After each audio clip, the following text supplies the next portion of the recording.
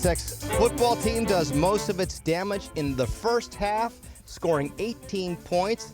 They hold a high-flying San Jose State offense in check.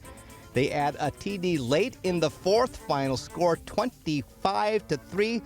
That adds up to a perfect season at home, 6 wins, no losses, first since 1996, and just like that, Aztecs are one game away from hosting the Mountain West Conference Championship. Steve Perez, Louis Weiner, Aztecs all in. Louis, how about that? A perfect season at home. Did you have that on your bingo card going into this one? Can't say that I did, Steve, and it happened on senior night, which is a fantastic way for the seniors to go out, and good win all around, right? Right. It was a great gathering of people who were supporting their children, families down on the sidelines, their sons' jerseys on some. Number 13, I spied, that's Nathan Acevedo's crew, and then saw a bunch of 63s down there, Ross Ulugala Masuli at big center. People of all ages, right? Yeah, it was Just fantastic. as many on the sidelines, if not players on the field, right? Yeah, parents and family members lined up on the north end zone.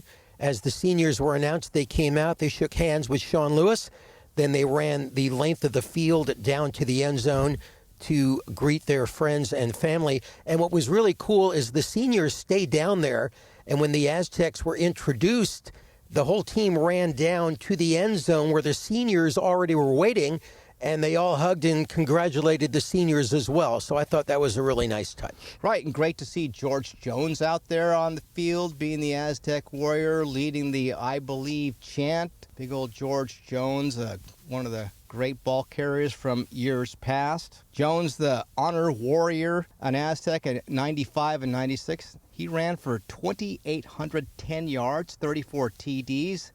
That rushing touchdown total in 95, an Aztecs single-season record until Donnell Pumphrey broke it in 2014, and that's still the fourth most in Aztec single-season history. And he rushed for 23 touchdowns in that 95 campaign, tied with Rashad Penny for the most in San Diego State in a single season. Good to see old George Jones out there leading the charge. Yeah, it's always fun to see the old Aztecs come back and throw that spear into the ground to the big cheer of the crowd. And, of course, with a undefeated season makes it even better. By the way, Steve, Aztecs' first undefeated season since 96. They also were undefeated in 69, 72, 74, and 77. So it doesn't happen very often. And before tonight's game, they were one of only about 24 teams in the nation that were still undefeated at home. So quite an accomplishment. Yeah. Putting a fine point on that, undefeated at home, but for those road losses to Washington State and Hawaii, man, do those loom large at this point. I had a pregame mood check going on internally, Louis. There was some trepidation because they were going up against a good coach and a good quarterback. They had a bad record. You had this distraction going on with the senior night, and you just didn't really know how the Aztecs were going to respond. Yeah, but they came out ready to play and had to deal with a different set of quarterbacks, right? Their top quarterback, Walker Eget, got hurt, so they had to bring in the freshman, and we'll talk more about that in a few minutes. But the defense really played extremely well, Steve, and they held opponents to just 3 points. And by the way, since 2011, the Aztecs are now 80-5 when holding opponents to 17 points or less. So that's almost an automatic W when they do that. Right, they held San Jose State to the single field goal, right? So all you got to do is come up with a couple more. It's reminiscent of that Northern Illinois performance by the defense. And the defense, boy, did they come out just fiery hot. Knocked Eget out of the game and gave his replacement, a freshman, a hard time, and knocked him out of the game a couple times and got down to the third quarterback. And when he got out there, I think he had a couple plays where he came in third and long, and on both those he got sacked. So all in all, just a sterling performance by the defense. Absolutely. Yet again. Yeah, they held San Jose State to just 268 yards of total offense and only 135 passing. And this is a team, again, with Eget. He went through a 7-game stretch during the season where he was averaging 350 yards a game. So except for last week when Nevada crushed them 55-10, this San Jose State offense has been on a roll, and not tonight. The Aztecs just shut them down. Right, and one of his favorite targets, Danny Scudero, targeted 132 times on the season going into this game. Aztecs more or less held him in check. He got his catches. The leading pass receiver by far for the Spartans, or the Conexentos, however you want to call them, but that San Jose, 12 catches, 79 yards, kept him out of the end zone. He got his yards on one play, 17, targeted 14 times, made his catches, but again, held that receiving core in check. No other receiver for the Spartans, the Conexentos, San Jose, caught more than 3 balls. So holding a guy like that in check, according to Coach Sean Lewis, was a major accomplishment. Yeah, I mean, obviously he's one of the key targets, right? I mean, the number of times that he was targeted relative to the other wide receivers, and the way that they were utilizing him tonight, the way that they've done all season long. There's great creativity using him out of the backfield. It creates some matchup issues. And so, you know, it was a great job by the defense, great plan by Rob, and great job by the guys owning the plan and being able to contain him. He's a player that you're not going to stop, right? You just got to do a good job of containing him, know where he's at. And our guys, for the most part, did a really good job of that to keep a lid on a very explosive offense, to hold them, you know, to an outing where they don't score a touchdown is pretty impressive. Yeah, on the ground as well. Their leading rusher for San Jose State was a guy who the Aztecs didn't even think they were going to see. Tama Amasoni, who's the backup quarterback, came in for Walter Egat pretty early in the game. He finished with 13 carries for 75 yards. The running back, Steve Chavez Soto, 14 carries, 51. So primarily it was the quarterback who got the yards, and he threw the ball away a few times, Steve, when I think Many times. Perhaps he could have even gotten more yards on the ground. Chris Johnson had a fantastic game. He had a interception in the second half where he actually yanked it out of the receiver's hands and somehow came up with it. He'll talk about that after the game. Him and Jayden Denegal spoke to the media, and Chris Johnson also talked about being undefeated at home and what it was like playing during senior night. Talk about the interception. It looked like he had it and then you had it. So talk about how that play evolved. Yeah, actually a little upset with myself for that play. I feel like I'm like a perfectionist.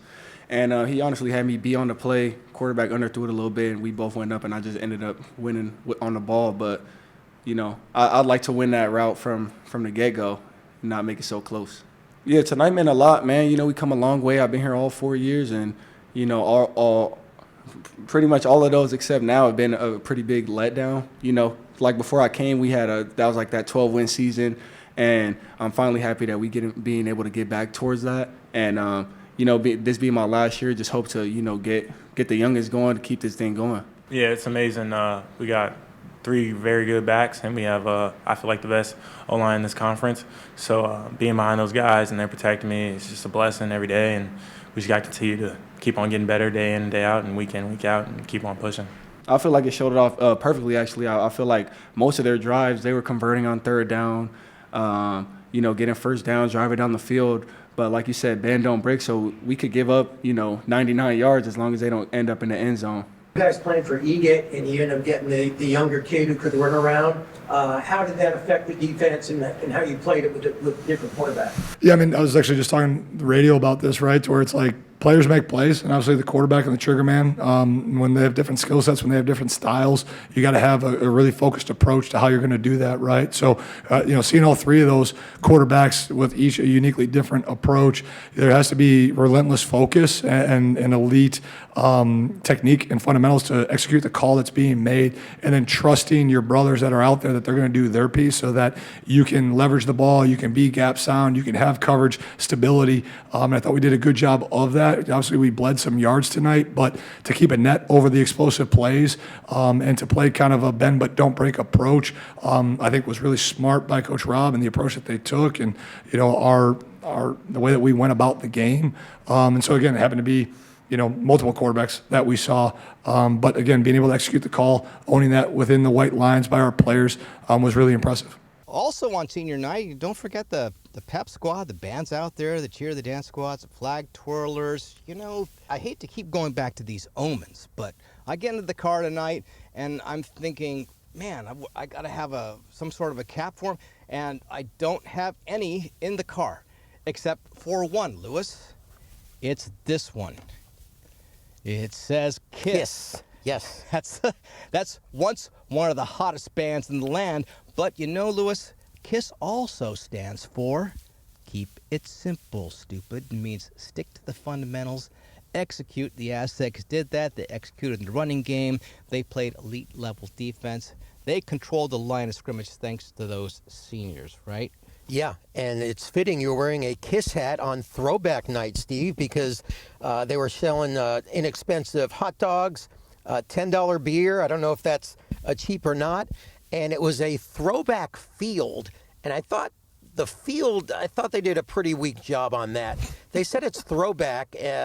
All it was a white SJSU in the middle and those slashes in the end zone like you see in the old NFL film games back in the 1960s. So I think they could have done a little more to decorate the field for senior night. But throwback day, and the Aztecs, of course, with their defense, they're a throwback kind of team. So fitting, I believe. Throwback, keep it simple. Really doesn't get much more simple than that old school SDSU logo. And how about that throwback pricing on all those things, right? You even got a throwback price. And thank you for that, bringing in the cup of coffee at halftime. Huh? That was not a throwback. That was $7 a cup of coffee. They did not throw back the coffee. And, you know, let's talk briefly about the attendance tonight. The actual distributed tickets was somewhere in the neighborhood of 22,000, right? And that supposedly included some giveaways to the United States Marine Corps from Camp Pendleton in recognition of the contributions by the armed forces, but it still felt a little light out there. Yeah, it certainly did. And the students late to arrive, I think by the time they're halfway through the first quarter, it was probably about 75% filled with the students. And from the press box, it's really hard to get a sense of how crowded the stadium is, but I'm guessing it was in the 15,000 range, which has pretty much been the last few times the Aztecs have played. So disappointing in that sense, but what can you do? Hopefully they'll come out, especially if the Aztecs host a Mountain West Conference championship game. Well, to do that, they have to win after a short week and take on the New Mexico Lobos in Albuquerque. But back to this game, just to savor some of the numbers from it, we talked about the basics, and for the Aztecs, that was controlling the line of scrimmage, running the dang football. Lucky Sutton, 20 carries for 79 yards. Christian Washington got 71 on 10 carries.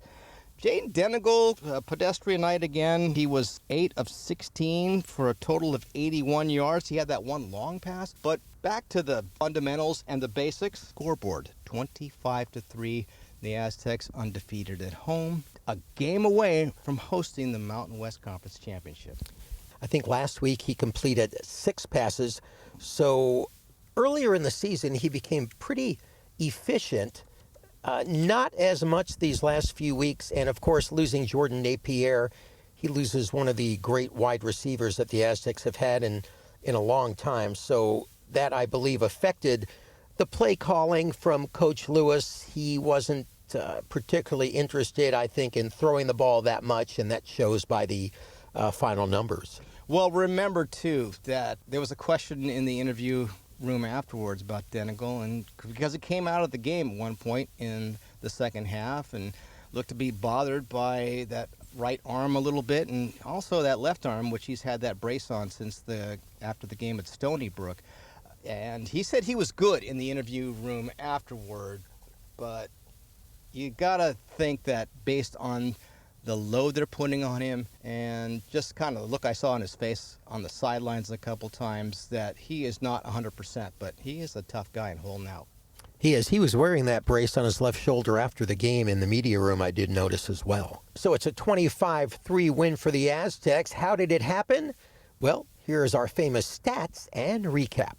Here's the coin toss. The team visiting wins. They call tails, elect to receive. Eget testing the Aztecs defense straight away.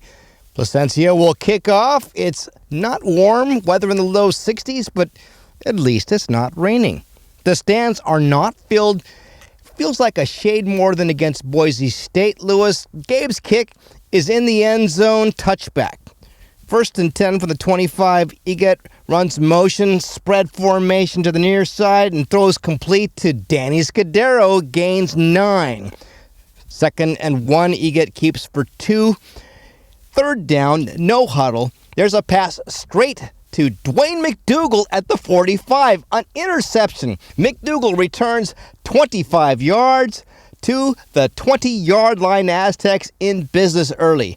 1st and 10, Aztecs will give to Lucky Sutton for a 3-yard gain between the tackles, and bet we see a lot of that tonight. Denegal fakes the jet sweep, carries for 6. They give to Sutton, 1st and goal at the 9. Between the tackles, the pile moves to the 3. 2nd and goal, another give to Sutton.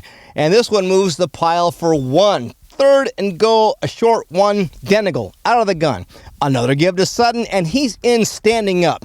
11-14 left in the first quarter, and the Aztecs have a touchdown. By God. Here comes a 2-point conversion. They spread out. Brady Anderson gets the direct snap and runs it right on in. Aztecs realizing maybe they need all the points they can get tonight, and they lead this one 8-0.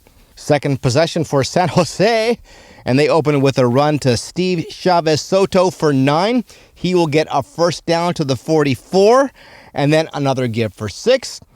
And that success leads to a complete pass to Leland Smith. 1st and 10 at the 41. Eget is pressured, has to throw it away. Next play under pressure again. It's complete to Scudero to bring up 3rd and short from the Aztecs 32.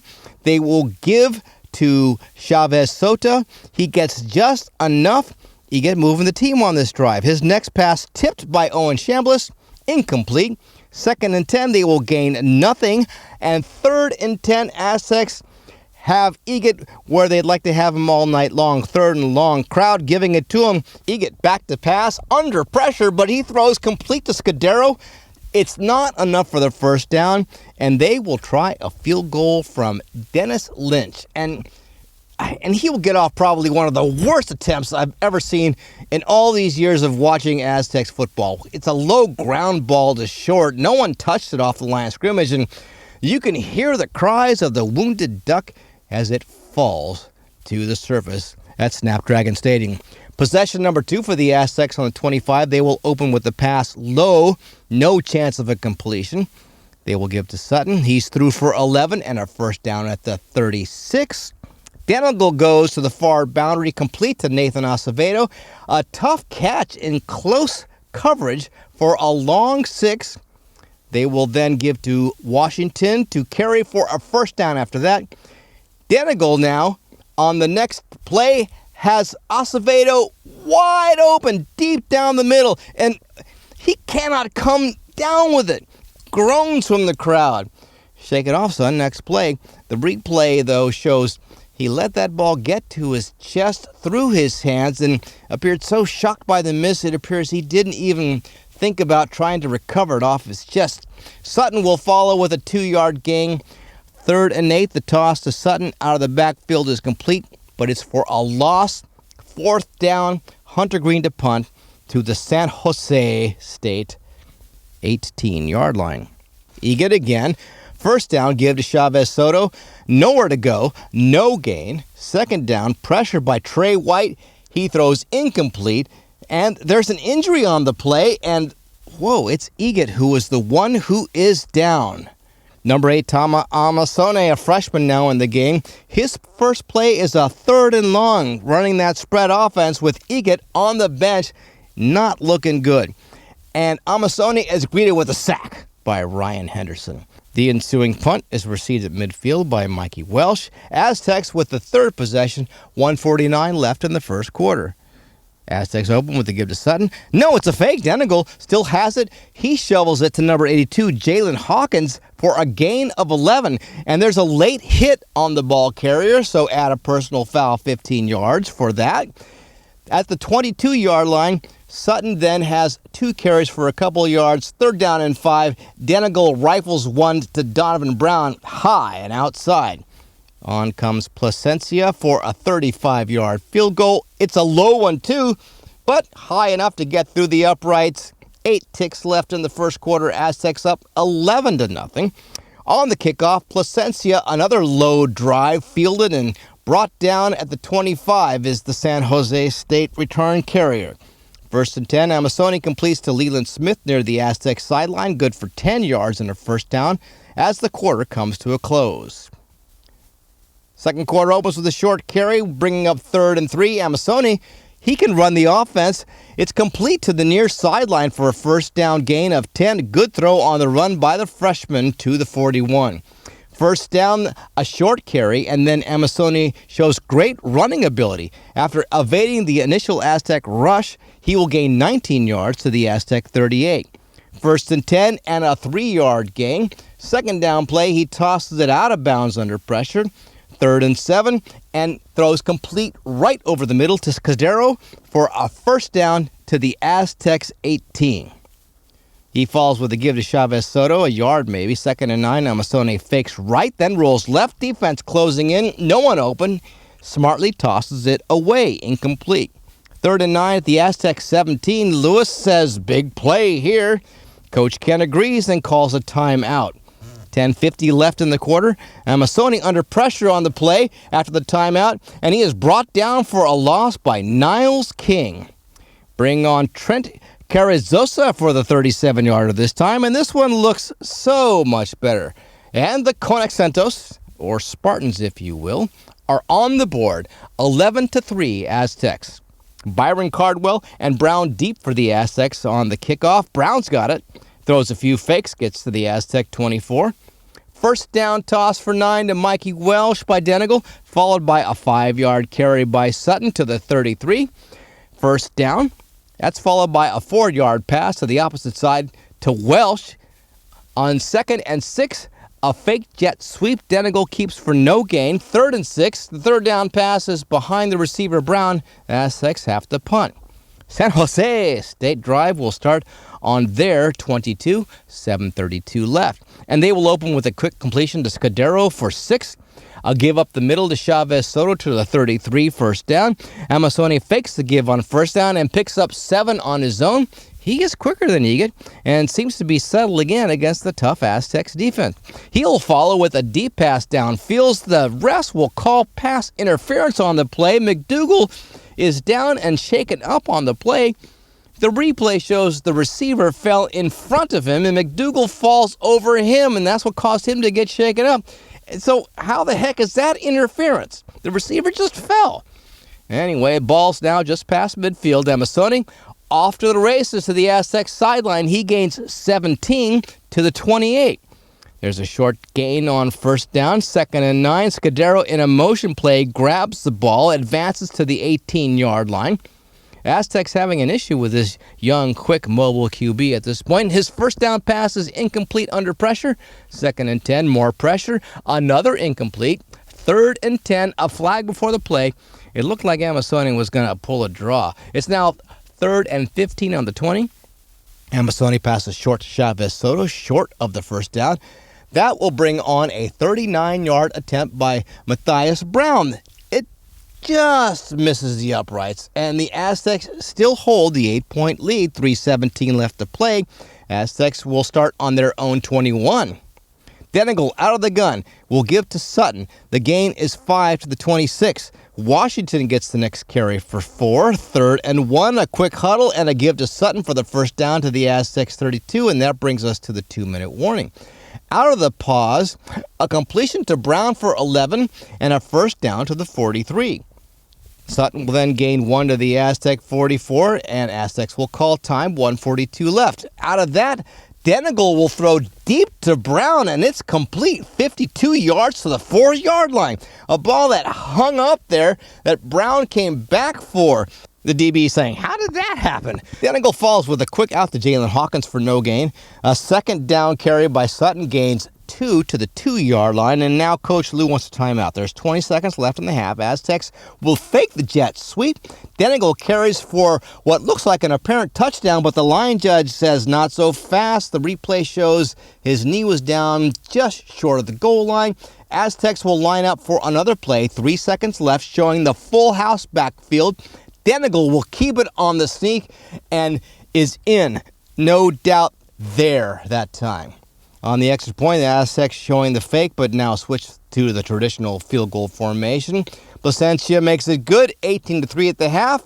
Who had that score on their bingo card? First, though, Placentia has to kick the ball out of bounds for the kickoff, and the Conex Centos will get one more play. On the one down they have, Amsonis is pressured. He throws incomplete. The Aztecs are basically a dropped pass away from being up by 3 scores at the half, but they will take this 15-point lead into the locker room at the half. Lewis, the stats are not terribly impressive at the half. Both teams run a similar amount of plays. San Jose with 159 total yards. Aztecs have 154. Aztecs held the ball about 3 minutes less than the visitors. They did more with it, though. The big play is the interception thrown by Egan and the deep completion to Brown, leading to 2 Aztec touchdowns. Over to you for the second half now, Lewis. Steve, as the second half starts, for Coach Lewis, it's all about the middle 8, right? That's the last 4 minutes of the first half and the first 4 minutes of the second half. Well, the Aztecs scored a touchdown during the last 4 minutes of the first half. Can they score some points getting the ball first in the second half? Let's take a look. Drive starts off well. Sutton for 4. Then a big hole to the left for 12. A 6-yard Sutton run makes it 3rd and 4 from the 43. Aztecs go play action. And Denegal throws left but way high to Jaylen Hawkins. And first possession of the second half does not end with any points. And the Aztecs have to punt. Spartans take over on their own 15 after the punt, and it's the Tama Amasoni and Danny Scudero show. Amasoni for 6, then a 6-yard throw to Scudero, then back-to-back quarterback keepers for 5 and 13. Aztecs then force 2 incompletions. Then Amasoni keeps it for 7, setting up a 4th and 3. Amasoni keeps it again for a first down from the Aztecs 43, but the defense stiffens. A 6-yard pass on 37 makes it 4th and 1, and Amasoni keeps it but comes up short. Aztecs take over on downs at their own 34. Nice start, 6-yard run for Christian Washington, but an awful play next from Jayden Denegal.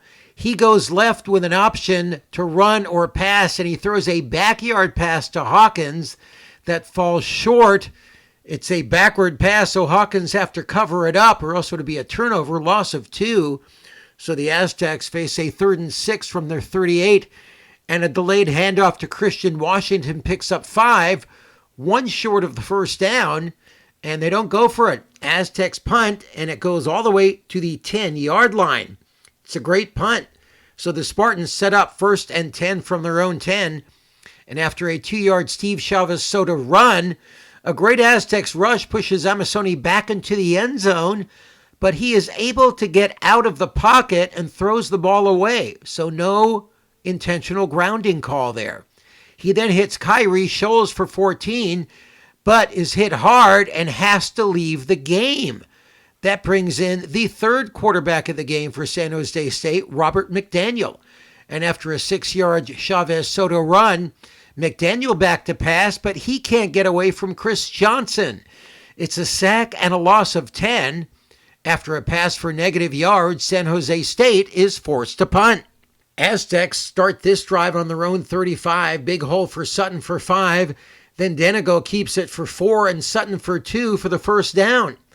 Sutton for 2 and then an end around for 5 to Jaylen Hawkins gets the Aztecs to their own 48 as the 3rd quarter comes to an end.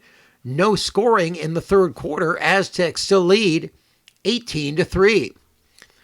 4th quarter starts for the Aztecs. 3rd and 3 from the 47. Christian Washington 4-yard run gives the Aztecs a first down at the 47. But the Aztecs are just struggling to move the ball consistently. An inside pass to Hawkins gets just 3. Then Denegal throws it away.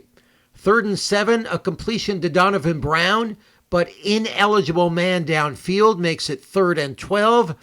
Denegal back to pass, and he is sacked by Gafa Faga, loss of 12. So in 4th and 25, Aztecs punt. 9 plays, and at least they get to run 5 minutes and 11 seconds off the clock. Amasoni back in at quarterback as the Spartans take over from their own 21. And after a pass for no gain, Amasoni back to pass deep to Kyrie Scholes, and it looks like he has it, but Chris Johnson somehow gains possession away and gets the interception. Aztecs take over at their own 32.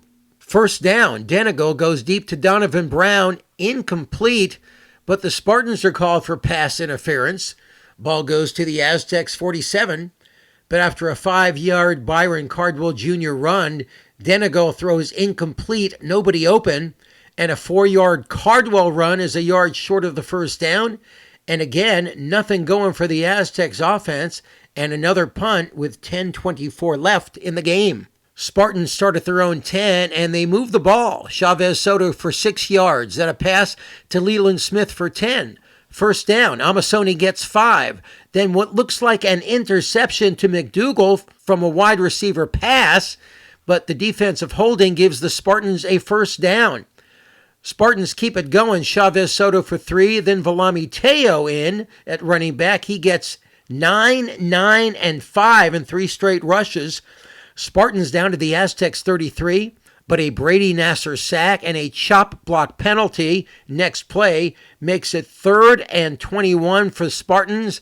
After a 3rd down incompletion, Ryan Henderson sacks Robert McDaniel, and the Aztecs take over just now trying to run out the clock. So they get the ball back, and it's the Christian Washington show. Aztecs start 1st and 10 at their own 45. First rush, -1. San Jose State calls a timeout with 3:48 left.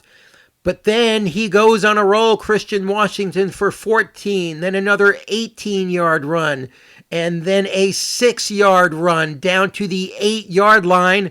And on 2nd and 4, the Aztecs finally score for the first time since the first half, a 6-yard touchdown run that makes it 25-3, San Diego State. The drive, 5 plays, 45 yards, and in minute 51, Boise State gets the ball back. 2-minute timeout comes. The Aztecs get Boise to turn the ball over on downs, and that is the ball game, folks. Aztecs win it 25-3. And they look forward to a big game next week against New Mexico. All right, Louis, so the Aztecs alone atop the Mountain West, 1 game left to play. They have 1 conference loss. They are pursued by a couple of teams. Beginning of the weekend, there were like 5 teams that had just 2 losses. And now it has begun to dwindle down because of some of the results. The first one came in on Friday night, right? That was the Hawaii UNLV game.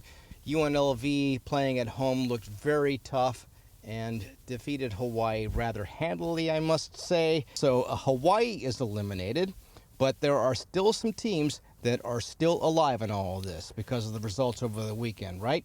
Correct. New Mexico defeated Air Force 20-3, so they're with 2 losses. The Aztecs play them next week. Boise State 49-21 over Colorado State, so they have 2 losses, and of course the Aztecs beat them. And a surprise, Fresno State at home, Steve, loses to Utah State 28-17. So Fresno State with 3 losses, they're out of it. So it's basically down to the Aztecs, New Mexico, Boise, and UNLV. So this is great, though. Great problem to have, and we talked to Coach Sean Lewis because after a game like this, a lot of emotions flowing. Aztecs hold serve at home, protect their home turf, go undefeated. A historic season for them to do that. It's not something that's been done in a long time, and the reward for that is even more. Asked Coach Sean about all of that, the mood check on the team, and how he thought they were dealing with all the success, because a lot of them had their game faces on even after this win. Yeah, there'll be a moment, right? There's always a moment. We kind of have that 24-hour rule, right, where you treat it the right way, but there's probably a sense of urgency to refocus and go do the next thing the right way to our standard because of the short week that's coming and the opponent that's coming, right? But, I mean, the club's confident right now. We've got a bunch of high-character guys there. And, again, the culture that we've created is built on the connection, the improvement piece of things, the competition piece of things, right? And the love of the work, right? Like, all the work that we've done is great. And the reward for all the work that we've done is more work. And like that, but that's life, right? Like, you do a really good job in the entry-level job, like, congratulations, you get the promotion, you get more work. Then you do a really good job in that job, like, congratulations, now you manage more. Like, and so I hope, if nothing else, these guys learn to appreciate that the work is the reward, right? Like, we got to continue to do this work at a really high level, and no matter what we're feeling or what we're thinking, right, there's work that needs to be done to our standard and get it done in that space, right? And again, there'll be a time and there'll be a place and there'll be a space that we'll be able to, relax for a moment, right, and really reflect upon what we've done. But, this is a special crew. When, again, you look at all the work that's happened from a year ago, to this point, and the way that guys have, reaffirmed their commitment to what we were doing, the way that they stayed in the building, how that led to us being able to acquire the talent that we needed in certain holes and certain gaps that we felt that we filled, the development of players that were already in the building to step into the roles that we needed them to fill, the way the staff has continued to grow and connect together. It's led to some really beautiful complementary football that led to a great evening tonight to be at 9-2, and all that's well and good, and I can keep waning poetically about it, but it doesn't matter. We got to get better, and there's another opportunity and another opponent that's waiting for us in, a short order here. Steve, Aztecs at New Mexico Friday, Black Friday. It's a 12:30 kickoff on CBS Sports Network, and they'll be watching the scoreboard because they will also be wanting to see how Boise State does on Friday. They will play at Utah State, and the other games the Aztecs will be interested in will be on Saturday. UNLV at Nevada. So the Aztecs will be keeping an eye on that one. And Nevada, not very good, Steve, but as you pointed out as we were walking to the car after the game, that is a matchup, Nevada teams, and always a grudge match. And you never know what's quite going to happen those kind of games, huh? I look for them to be highly motivated coming out against the cross-state rival. UNLV is a very good team. Also, we will be seeing a national TV audience taking in that Boise State-Utah State game in the afternoon. Around about the same time, the Aztecs are going to be taking on the Lobos, the 12:30 Pacific time kick for the Albuquerque game, and Boise State a half hour later are going to be kicking it off on the national network CBS. If it were up to me, I'd kind of flip that. We were talking about how that worked out because the Aztec game means a lot more in the overall scheme of things. But then again, we were talking about the potential audience. They picked this all out at the beginning of the season. Yeah, and muddling through the tiebreaker scenario, I guess we'll get something from the Mountain West Conference this week. But as far as the Aztecs, they need to beat New Mexico because if New Mexico wins, they both have 2 losses, and New Mexico jumps San Diego State. So if that happens, then, all hell will break loose. If Boise wins and UNLV wins, then you've got 4 teams with 2 losses, and I'm not exactly sure the pecking order there. The Aztecs have to stay focused on the job at hand, going to Albuquerque, figuring out a way to defeat what looks like a very tough New Mexico team, especially at home. And remember how the Aztecs have played at home. New Mexico has played just as well on their home turf. Tough game. Yeah. Looking forward to it. Yeah, and the Aztecs will need another fine performance on defense like they got tonight from their defense with Delshawn Staley was leading the way. He had 7 solo tackles and 1 assist, so he was the leading tackler. Eric Butler had 7 total tackles. Owen Shamlis with 6. And the Aztecs, Ryan Henderson had 3 tackles for a loss. Also Niles King, so a great job up front by the Aztecs. And that's the kind of performance they're going to need to continue if they are going to come out ahead in Albuquerque. Yep, 4 sacks tonight for the Aztecs, and Ryan Henderson had 2 of them. So more of that next week, please. And we will be back as soon as we hear from the coaches and the players early this coming week on a short holiday week, Louis. But until then, we might have this in the can somewhere, right? Yeah, let's wrap this one up. I'd like to wish all our listeners a very happy Thanksgiving. Hope you have a fantastic holiday, and we'll be back with you midweek. And that will do it for this post-game edition of Aztecs All In. Thanks so much for listening in. Please follow or subscribe wherever you listen to your favorite podcast. You can also follow us on the X, Aztecs_all_in. And if you want to drop us a line, please do. AztecsAllIn@gmail.com. So for Steve Perez, I'm Louis Weiner. Until next time, so long.